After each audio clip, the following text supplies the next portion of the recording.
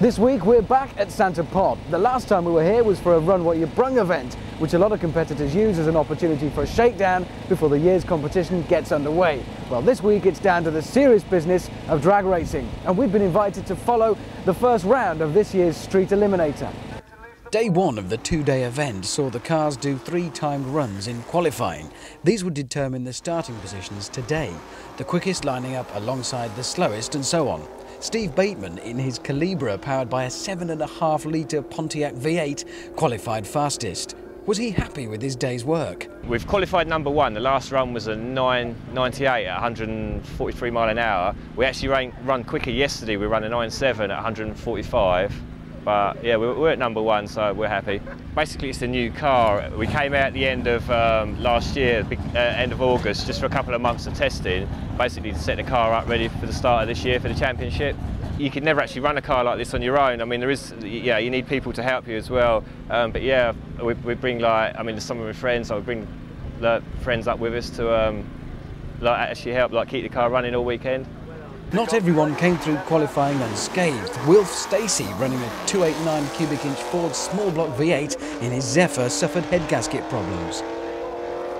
While Colin Lazanby's Chevy sedan, packing 10 litres and over 1,000 bhp, and that's before the nitrous, was to develop problems with the electrics. Paul Musgrave explains. There is a problem at the moment. We seem to have sort of the second nitrous system, solenoid, doesn't seem to be working at the moment. So we'll just have to see how we can go on with it, whether we can repair it or get another one. It won't affect the cruise tonight whatsoever. It won't. It's just a nitrous system. It'll make it very difficult to achieve what the car's capable of. Colin is the reigning champion and record holder, a quarter-mile time of 9.3 seconds at 148 miles an hour. And that's even more impressive when you discover that the car weighs well over 1.5 tonnes. Following the timed runs, all the cars have to drive on a cruise through Wellingborough, stopping first to fuel up, thus proving that the cars are not running any exotic fuels. Will Stacey's Zephyr, now running on only 7 cylinders, took this opportunity to top up with water, while everyone else just guzzled the gas. Now the cruise went on to a car park. After stopping for 2 minutes, each car had to do a hot start, further proof that no temperamental racer had snuck by the rules. Where's Steve? Steve? Steve Anderson? Can you do a hot start for me, Steve? Yeah. Okay.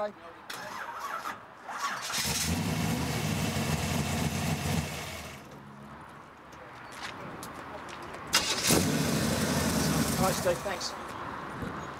Jeff?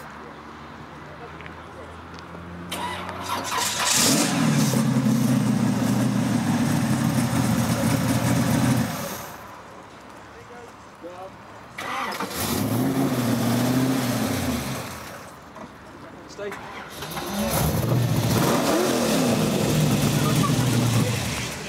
That'll work. And then on for 2 circuits of Wellingborough's one-way system.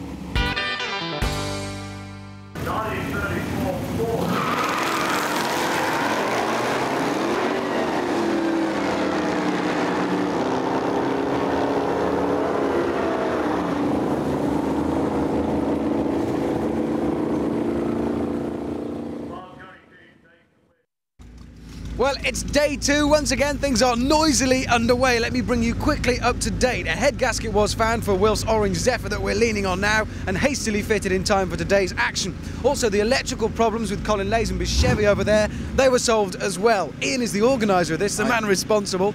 Ian, the weather finally let up. A little battle commenced for the first round. How's it all gone? Who's in, who's out? OK, we've had a good first round. Steve Pateman with the red Calibra. He's just done a bypass, racing on his own. It was a full nitrous pass. The reason why he used nitrous oxide was that if he can run a quick enough time, he gets to choose the lane he wants to race in the next round. The next pairing was Gary Keep, and he was racing Steve Anderson. Gary Keep has the blue 34 Ford with a 440 Mopar engine against Steve Anderson, small block Chevy powered, daily driver. Gary Keep went through, ran 11.8 second quarter mile through to the next round. He's over there thrashing at the moment, looking for tips to pick up another couple of tenths from somewhere. Colin Lazanby took out Andrew Ryan. Colin ran a 10.21 in the red Chevy. Now, we heard that he wasn't actually using nitrous on that one. That was on motor alone, so there's more to come. Absolutely right. The Chevy is 615 cubic inches. It makes just under 1,000 horsepower. 10.21, no problem. That car can run 9s without nitrous, but there are 2 stages of nitrous on it. Things have not got any better for Wilf here in his Zephyr, have they? It was not a good moment. Wilf has thrashed all the way through the night. They bought a head gasket last night. Yeah. They were up till 2 in the morning spannering on this car. When they finished it and put it back together, they broke the accelerator cable. They fixed that, and Wilf got all the way to the line, and he raced his great friend and work partner, Jeff Meads, in the yellow pop. And Jeff was struggling. He couldn't find the gears all the way up the track. The engine was hitting the rev limiter. It's back, it's working, but he got taken out by his best mate. We saw it. It was heart-rending, but hopefully he'll have that put right. It's kind of driver error and excitement, but it'll all come right next time. No more chances for Wilf today. He's on the trailer. Oh. But Jeff is through, and Jeff will race Alan Sims with a black 32 Ford. It runs a 4-litre Rover engine, nitrous oxide. It leaves the line like a scalded cat. That's going to be some race. They're within 3/10 of each other at the moment, these two. The yellow pop, the black 32. Look out for that one. It'll be a race. Well, this is a cruel sport. There's no getting by that, but we're going to settle down now. Hope the weather holds off. I'm sure it shall for the second round, which will be very, very shortly. So cheers, Ian. Great, looking forward to it. Talk to you again. Cheers. One of the top fuel dragsters lost it in a big way out there on the track just a few moments ago, and that led to quite a lot of oil being put down, which is the last thing you want when you're unleashing that kind of horsepower. So whilst we wait here for the track to be cleaned up and the action to recommence, we'll join Dave Greenwood as he takes a look at the rather lovely Pail Genesis. Bike engine cars, nothing new then. 1910 Morgan produced a 3-wheel bike engine car. It blew the doors off everything else in motorsport. Since then they've been called quirky, they've been called silly, they've been called strange. Well, that's for everybody except Pell Automotive, who decided that bike engine cars should be taken a bit more seriously. And this is theirs, the Pail Genesis. We caught up with the man responsible for the Genesis, Tim Pell. Well, I think I've got to ask you first question. Yeah. Why did you put a bike engine in a mid-engine car? It's a bit different, really. Right. We just fancy something different to drive, completely different driving experience, which it is. Well, it is. I have driven it, and it's wonderful. I've got to know, how did you manage to fit the engine in? The engine itself is no problem. It's mainly the drive to a differential at the back. Right, with it being chain driven, obviously. With it being chain driven, yes, and also having a reverse gear as well. How have you overcome these problems? We've got a separate gear lever at the side of the vehicle, which fits to the right-hand side when you sit in the cockpit, which actually has a high ratio, a low ratio, and a reverse for the 6-speed sequential gears on the Kawasaki gearbox. So how does it affect the actual driving? I mean, there we go, a bike engine, it revs up to 11,000, 12,000 revs. How is it? It's just different. It's just different, completely different. Gear change is a lot faster. You can't block change your gears like you can on a car, you know, go from 5th to 2nd. So it's just a bit more concentration involved, you know, driving the car. Right. You know. Well, how did you come up with the body shape? It's a beautiful looking car. We actually started off with a 10th shape model, which obviously starting off with something that size, you can hack it about, do whatever you like with it, which is a lot easier than on a full-size car. Made that to what we, you know, the shape we wanted, and then basically transferred it, you know, to a full-scale car. Was there any thought gone into the handling of the car while you were designing it? I know it's a great handling little car anyway, but did you actually think about that whilst designing it, or was it once you had it rolling and going, did you look at it then? No, we sort of thought about why the car wanted to be, how long. Went to a suspension designer. He did all the suspension points to make sure it handled okay, and it's all worked out really well. It has that, and held together superbly. It's got a lovely little boot in the front as well, a lot bigger than... Yes, it has. Now the car I drove wasn't actually the bike, it's under development, isn't it? That's right. With the new roof. Now, what was it that I drove? It was the car engine powered one, which is a Peugeot 205 GTI 1.9 engine. It's a lovely engine, that, as we all probably know. To Audi 5-speed gearbox, which keeps the engine in the inline configuration. Right. How did that little turnabout come around from a bike engine to a 205? It's just to give the car a different option, really. Give it more scope, you know. Is it as easy build putting in the 1.9 as to the bike engine? Yeah, neither of them's particularly, hard. How much sort of money am I talking to build myself one of these? Right. The car engine one, you're looking from £9,000, and the bike engine one, a little bit over 10,000. Right, and obviously I can buy it in any sort of That's stage? Right. Any stage, yes. Right, and how long would you suggest one of these would take for me to build? From 200 hours, so depending how competent. That's right. As I've said, I have driven this. I drove the 1.9 version, and I really did enjoy myself. The handling is fantastic, and that Peugeot engine behind you purring away is just brilliant.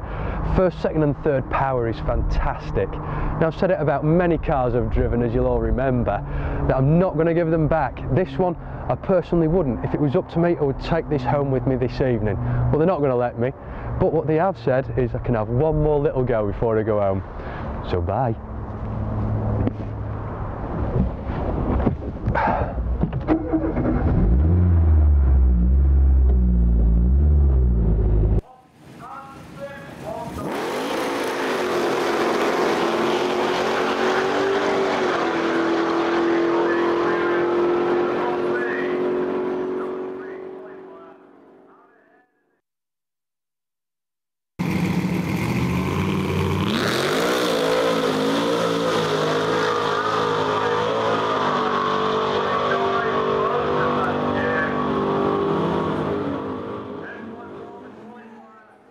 Well, we've just seen round 2 go through, and I reckon one of the most impressive sights out there on the track has to be this thing behind us, the Chevy of Colony. It's an unbelievable thing. It's big in every way, isn't it, this thing? It's a very heavy car. It's just about full weight from the factory. It's 3,560 pounds. There's very few fiberglass parts on the car. It's basically all steel and glass. So that's about 1.5 tons of car you're launching from the line. That's a lot of car, but also up front, the engine on this, we've got, 10-litre V8 and about 1,000 horses. It's 10,078 cc. The motor was dynoed at 915 or thereabouts horsepower. And we've just experimented for the first time with a plate system for nitrous oxide, which makes another 100 horsepower. Experimenting with nitro, that sounds like the kind of thing I'd like to do. You're actually using an entirely new system in here, aren't you, for yourselves? We ran last season with a very small direct port injection for nitrous oxide, which for this year has become the second system. We installed a first system which we intended to use off the line, and that run was the first run off the line with a very small hit, I might add. And you did what, 9.78, which is pretty damn good, really, isn't it? It's the we ran a best of 993 without any nitrous whatsoever, so it just proves that it's still quite a small hit. It only makes about 75 horsepower off the line, but the car's already quite violent off the line because of its weight. Well, we saw that. We saw the car bouncing and jerking about from the line. It looks like a terrifying thing. It must be a handful. Can you stop it doing that? Can you help it? We can if we put more nitrous oxide into it. Right. We need to increase the size of the jets or increase the pressure of the nitrous oxide bottle, which will give us more gas. Seems to be the theme with this car. If in doubt, bigger. Everything has to be bigger on this thing. The experts tell us that that's the right thing to do. Keep the tyres under load and it will perform better, there's no question. Well, I know that you've just returned from Florida. I know that your boys behind you have just worked unbelievably hard to get you here. They had a 21.5-hour day last weekend to get the car to Southend, then back to Wellingborough to House of Race Cars. Mind you, it was certainly worth it. The thing's running well today, and I've got to admit, if you wander around the pits here, everybody will tell you a similar story. The number of people who've worked day in, day out, night and day, just to get here. Well, all the best on the next run. Thank you. Cheers.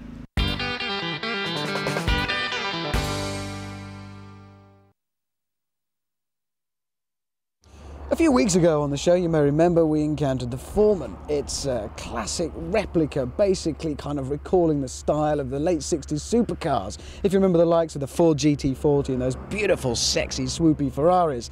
And this car recalls that era very much. And I didn't drive it on the programme then. We thought we'd leave that, tease you a bit, and we're going to drive it today.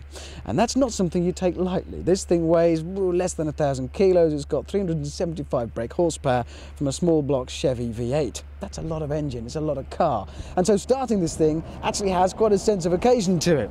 There's several things to do. Having checked we're in neutral, I don't want to fire myself into the next county. Lift this rocker switch here, flick my ignition to on, put my fuel pump on, and it chocks away. And then we press the best button of all. Listen to this. Even a sound like that, it just... Something that gorgeous cannot possibly be legal. Obviously, it's as direct as you would expect. There's nothing between you and what's going on. The clutch is seriously competition heavy. Got to push it along to the left, but not too far to the left. We don't want to go into reverse by accident. That would be very, very, very bad. I've got to reach down here. Have to excuse me a moment to get the handbrake off. Don't forget, this isn't a case of somebody saying, oh, it's a bit like a race car and it's on the road. This is a race car on the road. Of course, there's one thing we've forgotten here. Now, I'd like you to tell me any way in which you can have more fun than with this.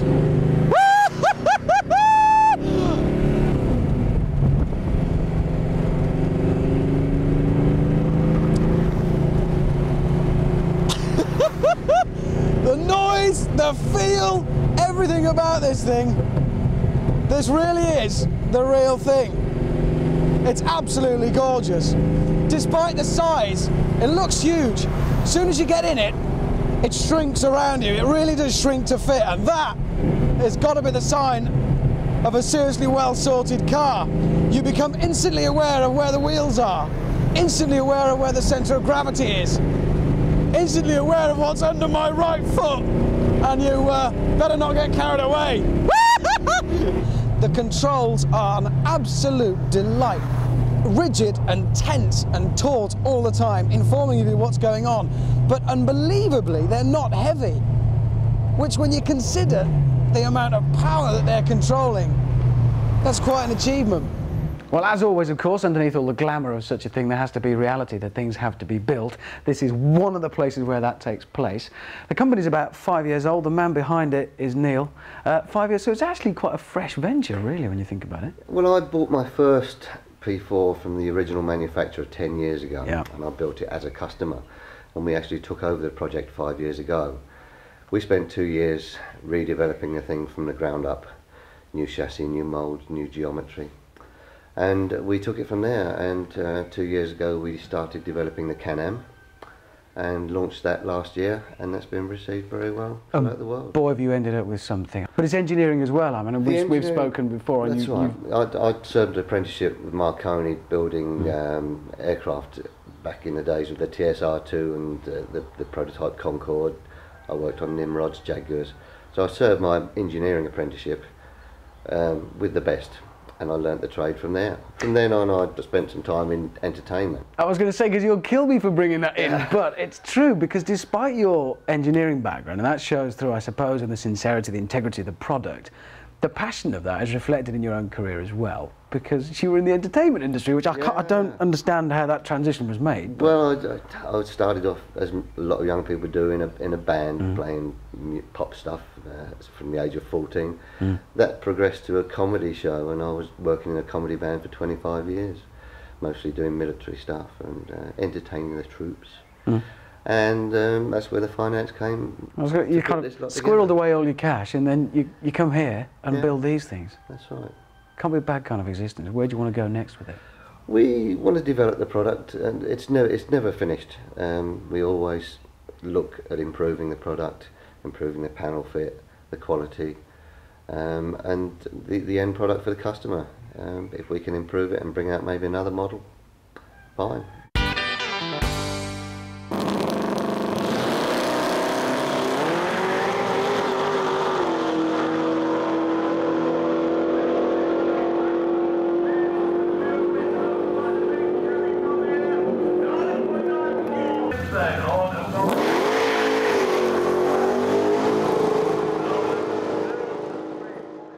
literally seconds before the very final. Colin, how'd you feel? Yeah, good shape. Yeah, you look like you don't want your concentration broken. How much concentration is involved in this? An awful lot. An awful lot. It takes nothing to be unnerved sufficiently to cut a bad line. Okay, well I can see the concentration in your face already. Get in your car, get on with it, we'll leave you to it. I'm going to walk down here. Obviously it is somewhat tense. We've got our other driver, we better go around the other side of the car. He's in here. You really want to be interrupted and bothered right now, I know, but you are seconds away from the final, as if you need to be reminded. Did you think you were going to be here in the final today? No, I haven't got past the first round normally, so I'm really pleased. Well, how do you feel? How do you feel it's going to go? Just try my best. Just go for it, really. I've got to say, we're sitting behind the red car here. That's a damn big car. Yeah. Is it a bit intimidating? No, just go for it. Don't worry. Right, I'd be thinking the same. All the best. Take care out there, rather them than me.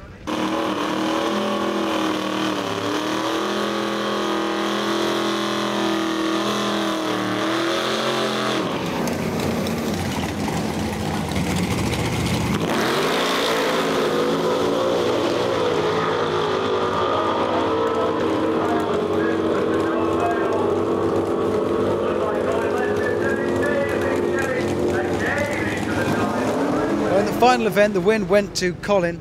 Alan, you did extraordinarily well. Did you actually expect to do that well today? No, it's been a really good weekend. I thought we'd get knocked out in the first round, but it's been really good. It's gone really well. As a sport, it seems to me, just looking on, to provide probably the biggest adrenaline hit imaginable, because it's so instant. It's such an explosion from the line. Yeah. Is there anything going through your mind when you're sat there on the line? If so, what at that stage? When you're on the line, it's just your focus, and when you get out of the car, you can't stop shaking. But it's yeah, it's good. Now, you are a racer, and as such you have a good old racer's excuse. And you did mention one excuse, you ran out of gas. Yeah, I ran out of gas. Well, I was low on gas. Good call. Because it's normally run out before the first round, so I got further than I thought I would, so the gas Dog ate your homework. Yeah. And you're abducted by aliens on the way here. Yeah. And no, good call, well done, extraordinary. I've to got get a lot that of work far. to do on a car for next meeting, but should get better. Excellent. Well, enjoy the rest of the season. Colin, obviously, congratulations. Fantastic performance in this huge red monster. You're pleased, obviously, with all the work.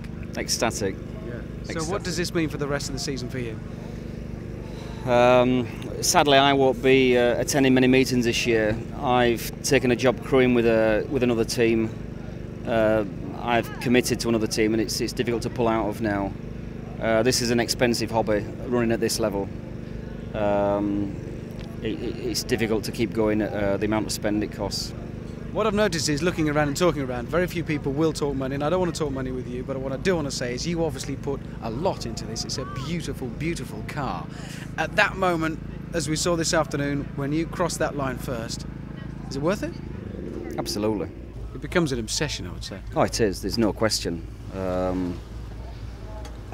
I don't think there's anything that could give you another buzz. These cars are fast. Street legal and fast. It's an incredible sport. I think you've just summed it up better than I ever could. Guys, thanks very much, and congrats to you both. Thanks.